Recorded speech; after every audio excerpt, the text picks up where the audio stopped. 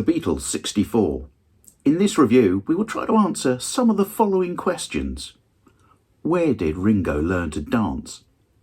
Why is the melodica such an important instrument in Beatles history? Who won the fight over the Beatles? Pepsi-Cola or Coca-Cola? Did I hear Billie Eilish singing All My Loving? And what did Paul really make of Murray the K's hat? Stay tuned as we try to find out.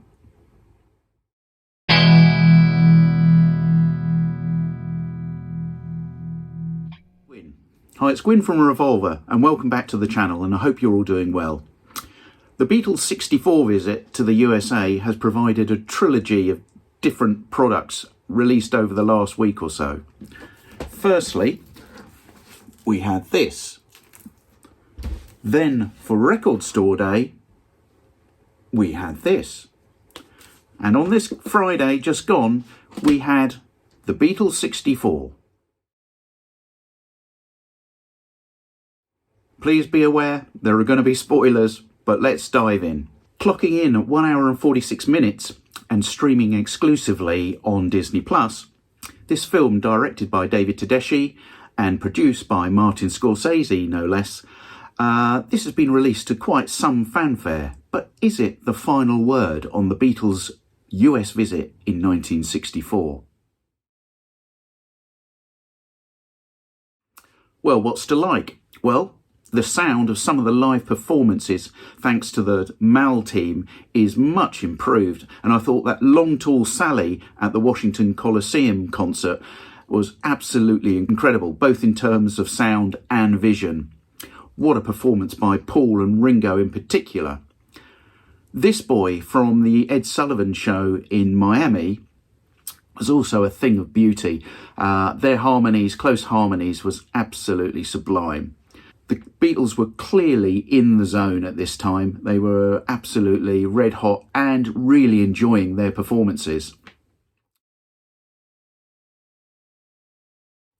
But it would have been great to have seen more uninterrupted performances from my point of view. The film did also add very important context to the Beatles' 1964 visit, adding to the Maisel brothers' original footage by framing the visit in terms of the recent assassination of President Kennedy. It was also important to have that framing in context to where the nation was sitting both emotionally and culturally. The contrast that the Beatles delivered in terms of energy, excitement, and in particular their humour was staggering.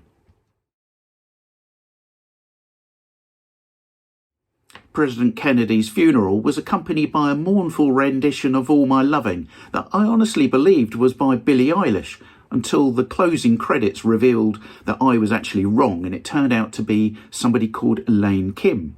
Who's Elaine Kim? Well, after a little bit of digging around, she appears to be a YouTube sensation from South Korea. Must have passed me by.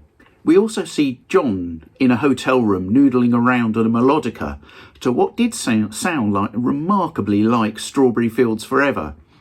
And if you check the closing credits again, you will see that Strawberry Fields Forever is given a credit, which is quite incredible.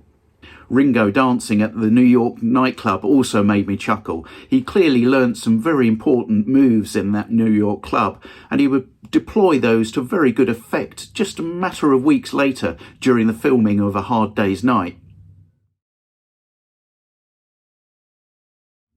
Product placement clearly went further back than I ever imagined, and there was definitely a battle being fought between Pepsi-Cola and Coca-Cola for the Beatles' affection, though I think that the Pepsi transistor radio probably won the day.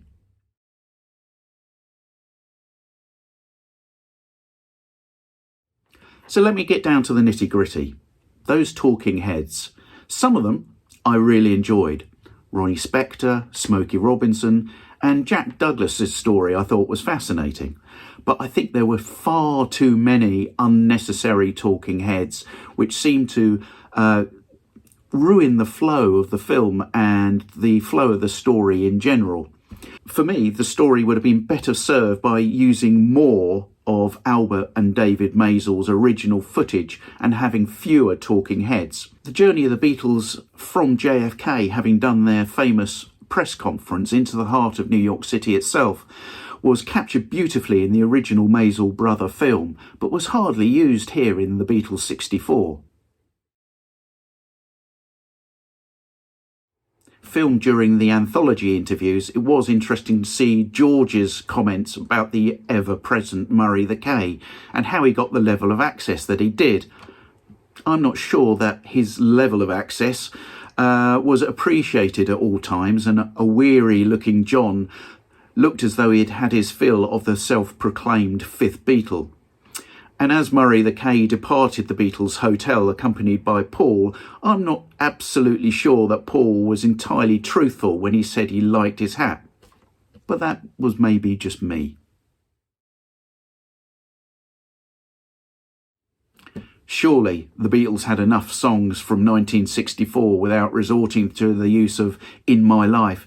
And also, did I hear She Said over a Leonard Bernstein interview? I think I did, in which case that was very weird. One valuable lesson learned from the disappointing 8 Days a Week documentary was to not use colourised film footage.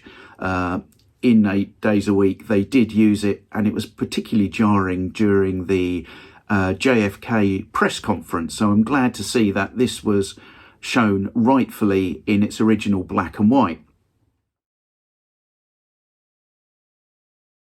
So, to be completely honest, I think that the sense of dissatisfaction that I had for the Beatles 8 Days a Week is one that I share with Beatles 64. I, rightly or wrongly, was expecting more Maysles footage, to be honest, and more performances from both the Ed Sullivan Show and the Washington Coliseum performances. But that proved not to be. I hope other fans get more from this than perhaps I did, but what do you think? Let me know in the comments below. I'd love to know what you think, and I'll read all the comments and will try my very best to respond to everybody. As far as a rating goes, and we all love a Revolver rating, I'm going to give this 3 out of 5. Anyway, that's about all for now. Thanks very much for the continued support to the channel. It's really, really appreciated, and I look forward to catching up with you very soon for some more Beatles stories and news. Bye for now.